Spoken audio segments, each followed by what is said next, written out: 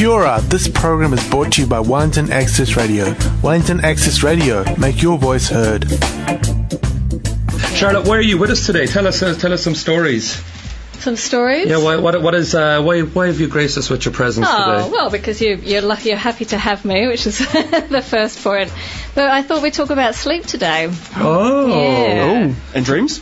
No, not dreams. People always bring up dreams, but it's not my area of expertise, actually. Okay, well... I don't get much, I don't do much in the work of dreams. Okay, well, tell us about sleep then.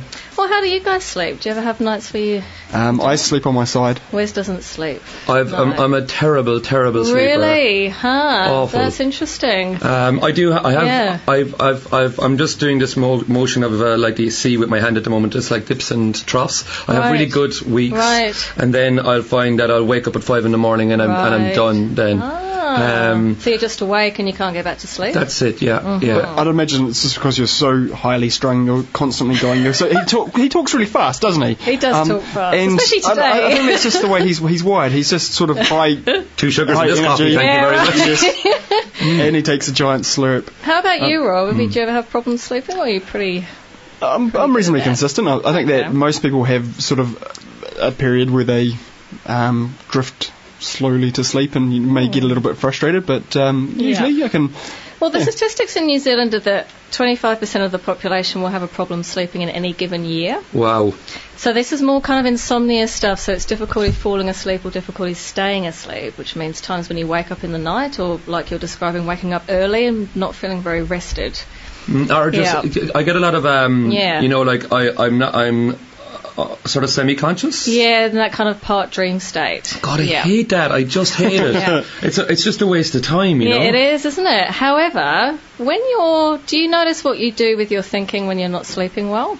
I actually write most of my best comedy when I do that. What I do. Interesting. Sometimes when I'm in a writing mode and I'm writing for a show or something like that, I will basically sometimes set an alarm during the night to wake myself up, and then I'll just start to write for maybe a half an hour and try and get back to sleep again. Okay. But I find just as I'm drifting off, I'll be going through the conversation. The way I do it is I picture myself in the crowd and listening to myself talking. Right. So I sort of talk myself through it in my head, and then as I'm drifting off to sleep, something will come. Yeah, yeah. You know? Do you know why that happens? Tell us. So Rob will know. So it's to do with your brainwaves and the state of brainwaves that you're in.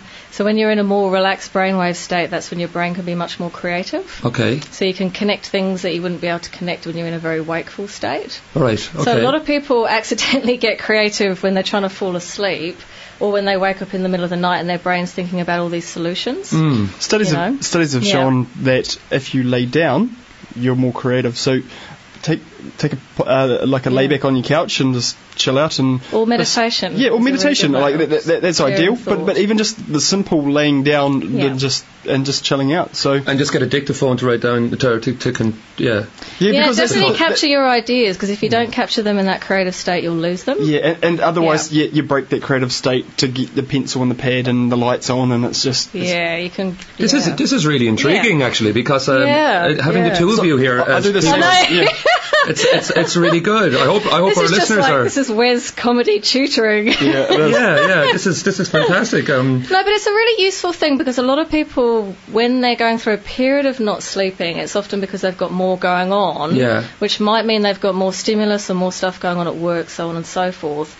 But what their brain's actually doing when it wakes up and it has all these thoughts is it's just trying to help. You know, it's trying to solve problems. Yeah. But it's doing it in the only time when it can, when it's actually quiet, which is when you're lying down, supposedly supposed to be asleep. Should we lie down and do the show lying down? Do you think that would improve our show? Might be difficult with the microphones, but maybe. That's a stretch to the coming limit. Back to Rob's point, though, when you lie down, the reason that makes a difference is because as soon as the back of your head touches the pillow, you start to release hormones where your body thinks you're going to go to sleep. Right. And that's why you change your brainwave state. So that's why when you get out of kind of wakeful state, when you stop having so many thoughts, then your stuff can actually, the stuff that's really underneath can come out. I put myself under a lot of pressure to sleep though as well. Yeah, but that's the thing I wanted to talk about. So this is the thing that screws people up the most, which I call the sleep anxiety loop, or the sleep anxiety thoughts. That's me. That's you. Yes, that's you. Go, Charlotte. Tell me. Okay. Cure me. Well, So this is the problem. So usually sleep, I know, we act quick. That was really good. Best sleep I've ever had. But you probably fall asleep at other times of day though, right? I do like a nap. I would call myself a Spanish sleeper. Siesta, yeah. Love the siesta. Yeah, because you don't have to sleep at that time, so the pressure's off. Yeah, and that's your body right. can just do what it's programmed to do, which is to rest, right? Yeah. So the thing that catches people out is this thinking about, what if I don't sleep? What if I feel tired the next day? I won't be able to perform. I can't do my job, so on and so forth. Yeah. So I've got 3 ideas or 3 ways that in my experience have really helped people just get out of the sleep anxiety loop, to stop actually worrying about sleep, because that's what keeps the sleep problem going for a long time. So the first thing to do is to concentrate not just on sleep but on rest. So do you guys know Deepak Chopra?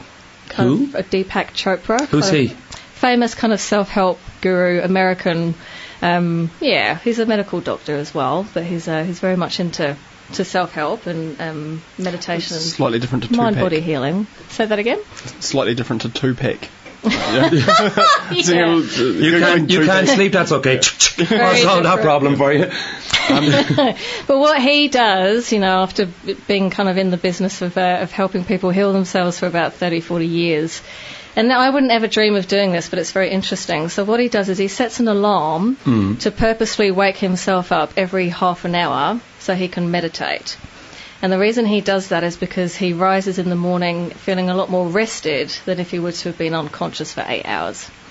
So when you're in that, this is really surprising, It's like, I would never want to do that personally. Like after a half an hour nap, I'm flying. Yeah, because... And I could have been really destroyed, and that half an hour is better than an 8 hour. So just dipping down into that deep rest is enough to revitalise you. But what he's saying is slightly different. Like, he's saying that the brainwave or the state that he's in when he's meditating is actually more revitalising than actually being unconsciously asleep.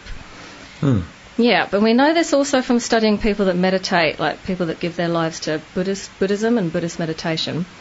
And it's their job to meditate for like 6-7 hours a day. So that's what they're doing. They're sitting down, they're getting themselves into a meditative state, usually sending love to the world and loving kindness. It's a loving kindness meditation, it's called. And those people will literally only need to be asleep for about 4 hours a night. Because so their body just doesn't... they've already spent 8 hours with their eyes closed, so I mean, it's sort of 12 hours. They're getting their revitalisation. Sounds like a crazy lifestyle. I'm sorry, I'm putting my cynical hat on here. You don't have to be that extreme. Yeah. And I'm not that extreme, God no. But the interesting thing, the thing that gets you out of the sleep anxiety loop is if you can put yourself into a deeply restful state, is you'll still be receiving most of the benefits that you would be receiving if you're actually asleep. That program was brought to you by Wellington Access Radio. Get your voice heard.